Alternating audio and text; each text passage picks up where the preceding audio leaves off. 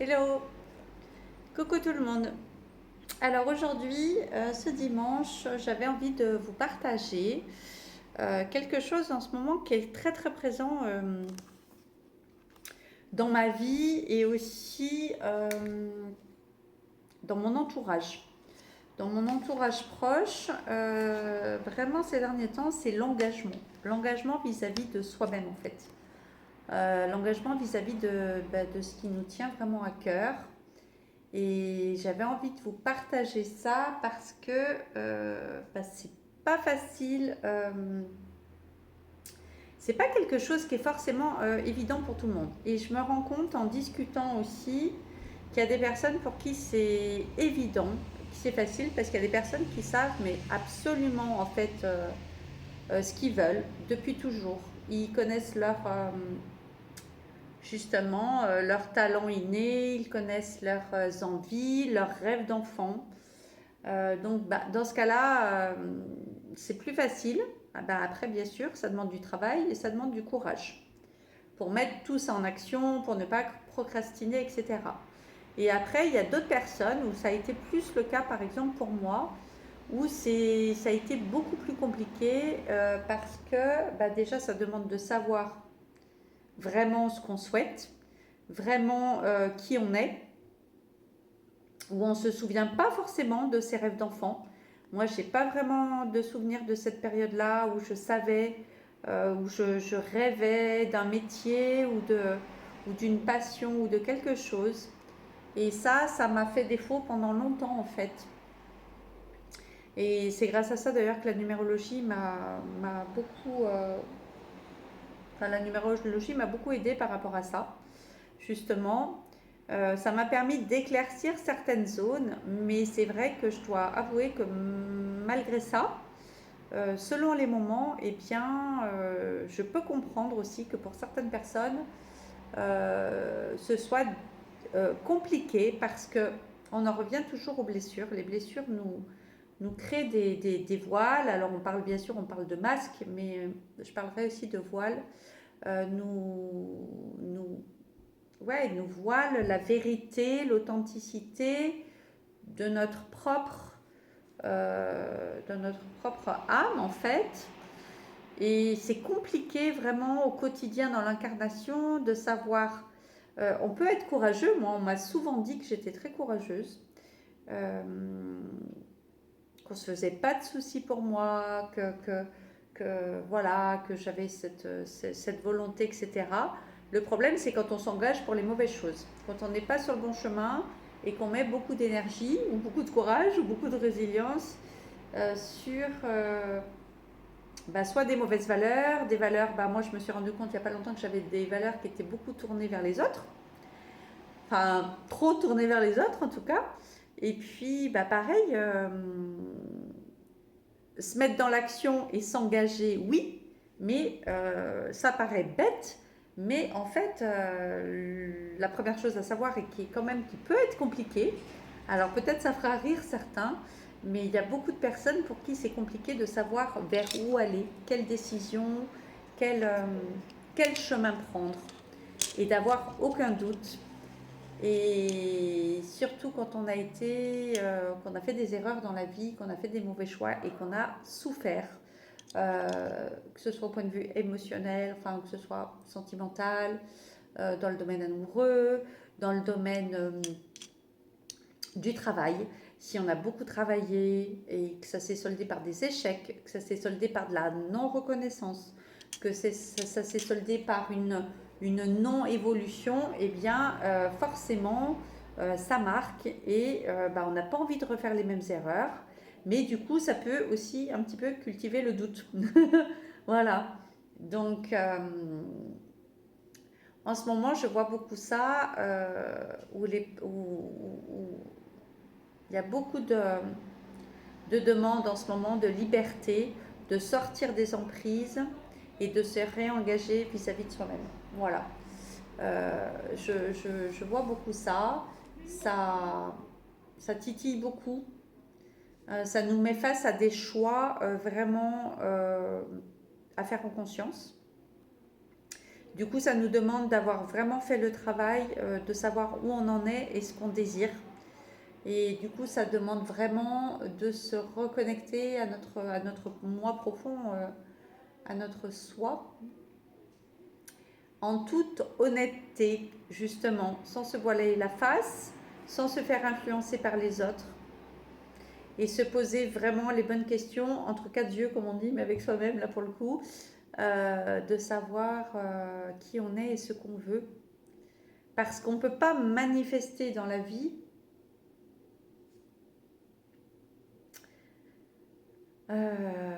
quoi que ce soit si c'est pas vraiment clair. Si c'est pas vraiment clair et si le chemin n'est pas complètement défini. C'est vrai que moi j'ai toujours eu du mal, je suis quelqu'un qui est assez nostalgique en général. J'ai toujours eu cette nostalgie un petit peu du passé qui parfois me ramène à des doutes. Et en fait c'est pas bon parce que d'abord il y a plein de personnes qui fonctionnent pas comme ça. Et puis parce que le passé est passé, bien sûr, c'est évident, mais et donc ça va rien changer. On ne peut pas modifier le passé, on peut juste en tirer les expériences, justement. Et en tirer les expériences qui sont bonnes pour nous, de qu'est-ce qu'on a appris, qu'est-ce que les épreuves, parce que souvent c'est des épreuves, qu'est-ce que ces épreuves nous ont appris et qu'est-ce qu'on ne va pas reproduire, qu'est-ce qu'on a découvert sur soi-même. Et, et voilà, ça va nous permettre d'aller plus justement dans la manifestation d'un choix conscient qui nous correspond. Et je ne sais pas si ça vous parle, si ça vous est arrivé, si parfois vous aussi vous avez du mal à savoir ce que vous voulez. On a tous ce petit truc au fond de nous où on se dit, mais en fait il y a tellement de blessures par-dessus, de doute, de non-capacité, d'être pas assez, de pas se sentir légitime, euh, parfois de faire les choses pour les mauvaises raisons ou pour les mauvaises personnes, dans le sens que certaines choses vont vouloir juste répondre à de la reconnaissance ou des choses à se prouver à soi-même, mais en fait qui vont pas être les bonnes pour les bonnes raisons. Pas la raison, en tout cas, que notre âme a choisi de venir travailler. Et donc, justement, c'est pas évident de faire le discernement. Voilà. Évidemment, ça demande aussi à avoir travaillé ses blessures, à être sorti de la dépendance affective. Euh, et je dirais que du coup, ça demande d'avoir une méga clarté et beaucoup de recul également sur la situation. Voilà, donc j'avais envie de vous partager ça aujourd'hui parce que je trouve que c'est pas toujours évident. Il y a des jours où on sait, où on est sûr, etc. Et puis, il y a des moments où on prend plus de recul et on se demande si on... Parce qu'entre les manipulations qu'on se fait à soi-même, entre les auto-sabotages qu'on se fait à soi-même, entre si certains comme moi ont pu avoir par exemple une blessure de surprotection, où on n'a pas fait, quand on était jeune, quand on était petit, on n'a pas appris soi-même à savoir ce qu'on voulait, à savoir qui on était, quels étaient nos dons, quelles étaient nos capacités. On peut s'être construit comme ça pendant des années. Ça, je trouve que c'est pratiquement la blessure finalement dont on ne parle jamais et qui est pour moi la plus handicapante parce que c'est comme si on part en fait sans aucune base. Voilà. Et du coup, tout est à reconstruire. Et ben, tout à reconstruire, ça dépend de l'âge. Voilà, hein. Quand on a 20 ans, c'est une chose. Quand on a 30 ans, 40 ans ou plus, c'est encore une autre chose. Donc si ça en parle, si ça vous parle, je pense que c'est quelque chose, même à partir d'un thème ou à partir du coaching, c'est quelque chose sur lequel on peut vraiment venir appuyer, voilà, mettre un petit peu un zoom, un focus dessus. Alors libérer ce qu'il y a libéré, oui, mais surtout pouvoir zoomer sur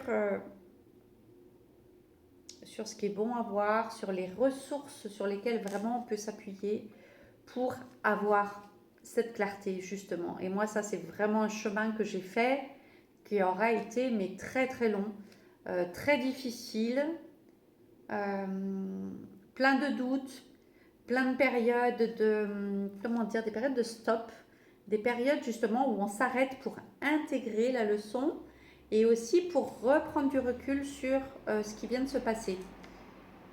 C'est très important ces périodes de zoom, oui, mais ces périodes aussi de stop, de recul et d'intégrer les choses au fur et à mesure pour pouvoir à nouveau se remettre en route.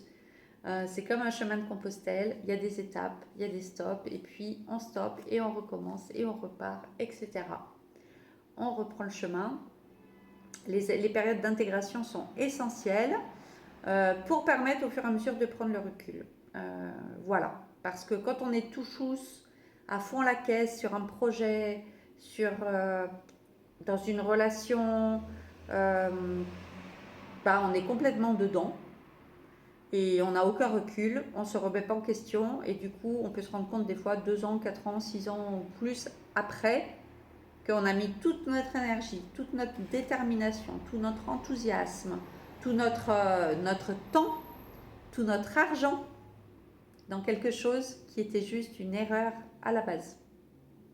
Ça, c'est terrible. Ça m'est arrivé plusieurs fois, dans plusieurs domaines. Investir dans les mauvaises relations, dans le mauvais travail, dans les mêmes. Alors, quand je dis relations, c'est amoureuse et amicale. C'est terrible parce que après tu t'en veux, après tu culpabilises en plus. Du coup, ensuite, il faut encore travailler sur le pardon, sur l'auto-pardon, sur réanalyser pourquoi tati tata. Alors, bien sûr, c'est toujours lié aux blessures en fait. Hein. Les fameuses blessures, comme je vous disais, hein, de dépendance affective, blessure de trahison, blessure d'abandon. Voilà, pourquoi on fait ça, à quoi ça répond. Donc c'est vrai que c'est compliqué parce que ça demande à déconstruire tout ça en fait. Hein. Pour avoir cette vision claire, ça demande à travailler sur nos blessures. Donc c'est un peu le chat qui se mord la queue. Voilà. Euh, mais c'est pourtant essentiel. L'engagement envers soi-même, sans filtre. Sans filtre, en étant vraiment honnête et sincère avec soi, pour sortir des illusions et parce qu'on est très fort pour se créer des illusions soi-même, surtout quand on est assez positif et qu'on veut toujours voir quand même le verre à moitié plein et à toujours trouver des excuses aux autres. Voilà, j'avais envie de vous partager ça. Est-ce que vous voulez partager un petit commentaire dessous? Est-ce que vous êtes engagé vis-à-vis de vous-même? Est-ce que ça vous parle? Quand est-ce que la dernière fois que vous vous êtes engagé envers vous-même et où vous n'avez pas tenu, disons, sur la distance?